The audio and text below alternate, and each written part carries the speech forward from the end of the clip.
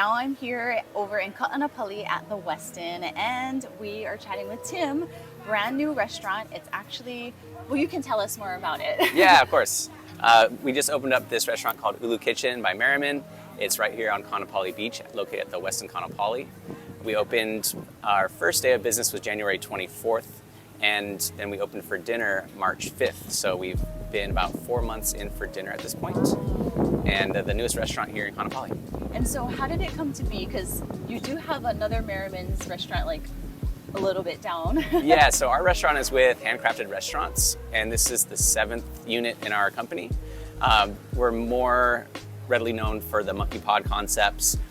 We also have a concept called Ulu Kitchen in Kaka'ako on Oahu, as well as Beach House on Kauai. And there's 2 monkey pod kitchens here in Maui, and we are a newer concept called Ulu Kitchen that just came about when this location became available. We kind of were looking for a concept that was in between what Merriman's Kapalua is and what Monkey Pod Kitchen is, and to order another variety of dining experiences beyond the 2 other concepts that are out here on the west side. So how does it differ?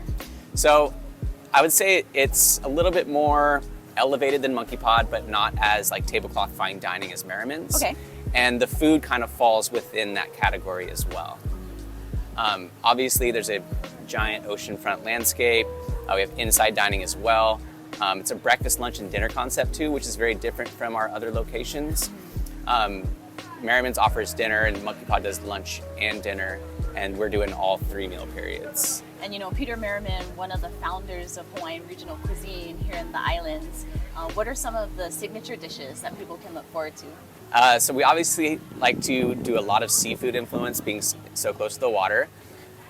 I would say one of the most popular dishes so far has been the seared diver scallops.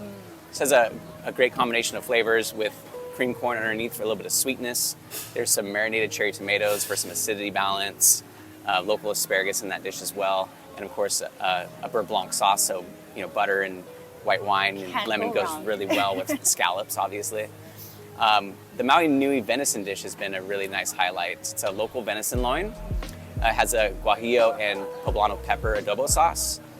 So it has a nice bit of savory to it. Fresh lime gives it some acidity balance. And we have some saffron infused rice that accompanies the dish for a little bit of starch.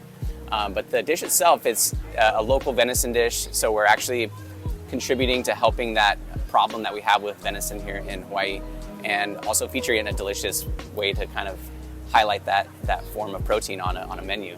Are you also highlighting some local farmers from the Valley Isle? Yeah, we have a lot of local produce. It's one of Chef Peter's favorite additions to any of his menus. With, you know, we have some local green beans in the Szechuan green bean appetizer, so you get like sweet, spicy, definitely savory and umami in that dish as well. It's a great way to start your dish. It really stimulates your appetite. I love his green beans. It's like a classic wherever you go, right? Yeah, and we also like to feature local mushrooms too. So we have those featured on our filet mignon, as well as our Wagyu burger that's on the dinner menu as well. And you know, all of our produce from our salads are also going to be sourced locally. We try to source as much local produce as we can. For sustainability reasons, and just because like some of the best produce you can get is right here from Hawaii.